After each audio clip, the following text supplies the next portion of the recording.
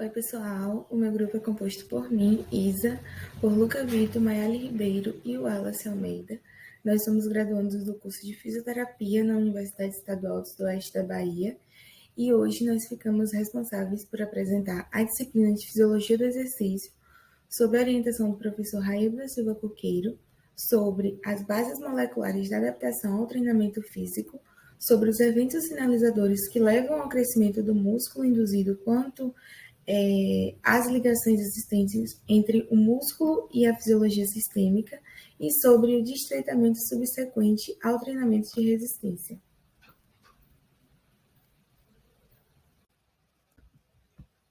Bom, aqui nós temos as bases moleculares da adaptação ao treinamento físico. Em outros vídeos, os colegas já apresentaram e já mostraram as alterações bioquímicas que vão acontecer no músculo esquelético depois de semanas ou meses de um treinamento de resistência. Essas alterações, elas vão ser iniciadas a partir de um estímulo de exercício, juntamente aos músculos ativos, e aí vai ter como resultado final o aumento da síntese proteica específica nas fibras musculares. E aí, quanto ao processo de adaptação induzida pelo exercício nas fibras de músculo esquelético, esse processo vai envolver várias vias de sinalização promotoras de síntese proteica e a formação de novas mitocôndrias. Bom, aqui nós temos a adaptação ao treinamento em um quadro geral, uma visão geral sobre. E nós temos que a adaptação induzida pelo exercício, que ocorre nas fibras musculares, resulta de um aumento da quantidade de proteínas específicas, e isso acontece independentemente de o programa de treinamento ser composto por exercícios de resistência ou ser composto por exercícios de força. E aí, com isso, a gente deve lembrar de que o estresse do exercício vai estimular as vias de sinalização celular nas fibras musculares de contração. E aí é importante destacar que essas fibras musculares de contração, elas ligam os ativadores de transcrição. E aí, como a gente tem aqui, esses ativadores de transcrição, eles vão ser responsáveis pela ativação de genes específicos, que então vão determinar a síntese de novas proteínas. E a ativação genética vai resultar na transcrição de um RNA mensageiro, que é o mRNA. E aí vale destacar que esse mRNA ele tem informação genética para uma determinada sequência de aminoácidos. E aí agora eu vou passar aqui para mostrar uma imagem para facilitar o entendimento. Então, quando o mRNA recém-sintetizado ele sai do núcleo e vai até o ribossomo, é onde vai ter essa mensagem traduzida em uma proteína específica. E é importante a gente destacar, e lembrar que as proteínas individuais, elas diferem quanto à sua estrutura e quanto à sua função. E que os tipos específicos de proteínas contidas em uma fibra muscular, elas vão determinar as características do músculo e a sua capacidade de executar um determinado tipo de exercício ou determinados tipos, no caso. Então, uma única série de exercício de resistência não seria suficiente para produzir alterações que sejam significativas nas proteínas que estarão contidas em uma fibra muscular. Só que, mesmo assim, uma sessão de exercício vai promover perturbações rápidas na homeostasia celular, que quando elas forem repetidas ao longo do tempo, elas vão resultar em uma adaptação induzida pelo exercício específico associada a um treinamento prolongado. E aí, para que fique mais fácil o entendimento, eu vou explicar como ocorre o processo de adaptação ao treinamento induzido pelo exercício. Então, vamos lá. A contração muscular durante a sessão de treinamento vai gerar um sinal que vai promover a adaptação muscular com o aumento da concentração de mensageiros primários e mensageiros secundários. Esses mensageiros, eles vão iniciar uma cascata de eventos sinalizadores coordenados que vão resultar na expressão aumentada de genes específicos e na síntese de proteínas específicas. Ou seja, uma série de exercícios específicos vai gerar um aumento rápido na quantidade de mRNA específico, que tipicamente, né, eles vão atingir o pico durante as primeiras 4 e 8 horas de pós-exercício e vai voltar aos seus níveis basais dentro de pelo menos 24 horas, que é justamente o que a gente consegue ver aí nessa primeira imagem, né? Além do mais, a gente consegue observar também que os níveis de mRNA para proteínas específicas do músculo vão aumentar em velocidades diferentes e vão atingir um pico em períodos de tempos variáveis depois de uma sessão de exercício. E aí, esse aumento induzido pelo exercício dos níveis de mRNA vão resultar na síntese aumentada de proteínas musculares específicas. Então, dessa forma, o exercício repetido diariamente, ele vai produzir um efeito cumulativo e vai levar ao aumento progressivo dos níveis de proteínas musculares específicas que vão, então, melhorar a função muscular, que é o que está sendo mostrado nessa segunda imagem aí do lado direito. E que também a gente consegue observar ainda nessa segunda imagem que os aumentos induzidos pelo treinamento da concentração de proteínas musculares vai ser um processo gradual.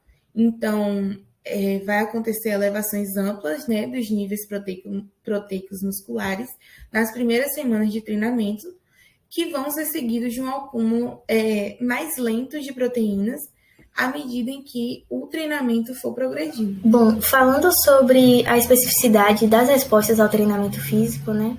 As características da adaptação muscular induzida pelo exercício são específicas para volume, intensidade e a frequência de treinamento.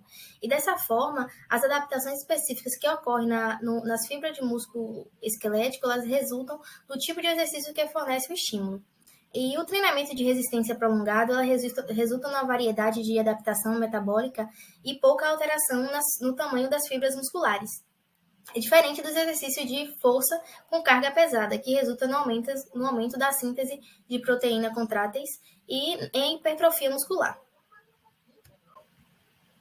Falando sobre as vias, né, transdutora, existem vários mensageiros primários e participando da adaptação induzida pelo exercício que ocorre na musculatura esquelética. Primeiro temos o alongamento mecânico, que quando os músculos se contraem, a força mecânica imposta sobre a fibra muscular pode defragrar e o processo de sinalização para a promoção da adaptação. E em segundo, temos o cálcio, que é um importante mecanismo de sinalização celular, e o cálcio livre no citoplasma, ele pode ativar inúmeras enzimas e outras proteínas, né? Ou seja, pode ativar a quinase. Em terceiro, temos os radicais livres, que está comprovado que o exercício ele resulta na produção de radicais livres e outros oxidantes, e na musculatura esquelética ativa também.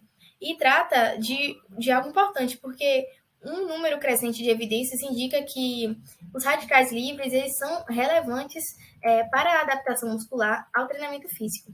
Em quarto e último, temos o nível de fosfato e energia muscular, onde o exercício muscular ele acelera o consumo de ATP no músculo, que está trabalhando e aumenta a proporção de AMP e ATP nas fibras musculares. E isso ele pode iniciar em numerosos eventos sinalizadores nas fibras musculoesqueléticas. Existem muitas vias de sinalização secundária também no músculo esquelético, associada ao nível de regulação múltiplas, e podemos destacar a P38, que é uma molécula sinalizadora importante, que sofre ativação junto com as fibras musculares durante o exercício de resistência. Tem também a PGC1, né, que essa molécula é essencial na ativação pelo exercício de resistência e é considerada um dos principais reguladores da biogênese mitocondrial, junto com as células. Tem a quinase, que ela depende da calmodulina, né, e ela é ativada durante e de acordo com a intensidade do exercício. Também tem a calcineurina, que é uma fosfatase, ativada pelo aumento da concentração citosólica de cálcio. e a ativação da sinalização do IGF-1, né, que exerce um papel importante na regulação do crescimento muscular e que resultante do treinamento de resistência. Por último, tem a NFKB, que é um ativador de transcrição, né, que pode ser ativado pelos radicais livres produzidos nos músculos em contração. Bom, como podemos ver na imagem, os três sinais primários envolvidos na adaptação muscular induzida pelo exercício são as elevações da concentração celular de cálcio livre, os níveis altos de radicais livres e também da queda dos níveis musculares de fosfato energia, né? Esses sinais primários, então, ativam uma ou mais vias sinalizadoras secundárias sucessivas para a promoção e expressão gênica, e como podemos ver na imagem que está destacado. As 6 moléculas de sinalização secundárias que contribuem para a adaptação muscular induzida pelo exercício inclui aí a AMPK, né, como podemos ver na imagem, a PGC, calmodulina e calcineurina. Também temos aí a P38 e a NFKB. Bom, a PGC e calcineurina ativa e exerce aí papéis importantes nessa questão de transformações rápidas ou lentas do tipo de fibras induzidas, né? Nessa questão do exercício de resistência. Olá, me chamo Luca Freire, sou discente do curso de Fisioterapia pela Universidade Estadual do Sudoeste da Bahia e estarei dando continuidade no trabalho, falando sobre o seguinte tópico: treinamento de resistência, ligações existentes entre o músculo e a fisiologia sistêmica. Então, a importância das alterações que ocorrem localmente no músculo submetido ao treinamento de resistência em termos de manutenção da homeostasia no trabalho submáximo prolongado. Então, as mesmas alterações também estão relacionadas às respostas diminuídas da frequência cardíaca, ventilação e níveis de catecolaminas, que são medidas, né, durante o trabalho submáximo, no caso, após o trabalho de resistência. Então, é mostrado que alguns participantes, né, eles foram submetidos a alguns exercícios com início apenas com uma perna, e após algum tempo foram submetidos até realizando os exercícios novamente, porém apenas com a perna que se manteve em repouso durante o início da pesquisa, que foi durante 5 dias consecutivos com a segunda perna, e foi mostrado aqui nos gráficos que todos os sistemas, né, eles respondem como se jamais tivessem sido expostos a um treinamento físico, no caso. Dessa forma, né, mostra que não houve assim, uma transferência do efeito do treinamento, né, de uma perna para outra, onde é possível observar que aqui nos gráficos, que no caso, no sentido da primeira perna, que foi o que teve início na pesquisa, ela sempre se manteve quase igualitária, com poucos níveis de diferença. E a linha vermelha do gráfico já seria a segunda perna, que ela se mantém mais igualitária, na verdade. Também as respostas, né, de frequência cardíaca e ventilação e catecolamina plasmática ao exercício submetido prolongado, onde elas não são assim determinadas pela adaptação específica de cada órgão ou sistema, como podemos dizer, e sim pela condição de treinamento dos grupos musculares específicos. Agora irei falar um pouco sobre a resposta periférica, que é onde no século XX surgiu, né, a ideia que os reflexos musculares em trabalho eles podem controlar, né, os sistemas cardiovascular ou pulmonar, onde numerosos receptores musculares eles respondem a alterações bioquímicas que ocorrem no músculo e podem assim fornecer, né, informações ao sistema nervoso central, onde temos aí, né, os receptores, e em seguida eles transmitindo informações ao sistema nervoso central. Já que as fibras nervosas, né, do pequeno de pequeno diâmetro, no caso que seria pelo grupo 3 e 4, eles são responsáveis, no caso responsivos, né, à tensão, à temperatura e à alteração bioquímicas musculares decorrente durante o exercício.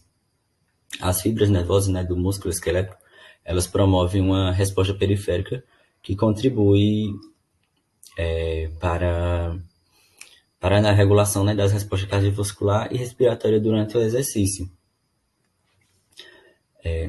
Agora falando um pouco sobre o comando central, os centros cerebrais superiores, no caso o córtex motor, os glândulos basais e o cerebelo, eles se preparam, né, para executar uma tarefa motora e enviar potenciais de ação através dos centros cerebrais, para, no caso, os centros cerebrais inferiores e os núcleos espinhais, que servem para influenciar as respostas ao exercício do sistema cardiorrespiratório e nervo simpático. A capacidade de realizar uma série de exercícios sob máximo constante, como eu posso falar, exercício constante, né, em período prolongado, onde depende, de certa forma, do recrutamento de um número de unidades motoras que seja suficiente para atender os requerimentos de trabalho para a realização daquele exercício que o indivíduo foi submetido. A resposta oriunda dos quimiorreceptores em um músculo não treinado estimularia o centro de controle cardiorrespiratório, pois, havendo assim um aumento, né, no número de mitocôndrias subsequente ao treinamento de resistência, a concentração, né, de fatores locais, como hidrogênio, compostos de adesina, entre outros, que na verdade é o que estimulam, né, as fibras nervosas aferentes dos tipos 3 e 4, elas acabariam não aumentando com decorrência em relação a outras. Bom, como podemos observar no gráfico, o volume máximo de O2 ele começa a declinar rapidamente, né? E com isso a gente pode ver que 8% em um período aí de 12 dias após a parada dos treinamentos ocorre esse declínio, e de 8% durante esses 12 dias, e também uma diminuição de 20% após 84 dias de destreinamento. Isso se deve aí ao declínio do débito cardíaco máximo, né? Como da extração de oxigênio, que ocorre com o passar do tempo, na condição desse destreinamento. Outro ponto também é que o desempenho dos exercícios durante a realização de tarefas com o exercício de submáximo também diminui rapidamente aí, após o destreinamento, por conta principalmente de um declínio do número de mitocôndrias nas fibras musculares.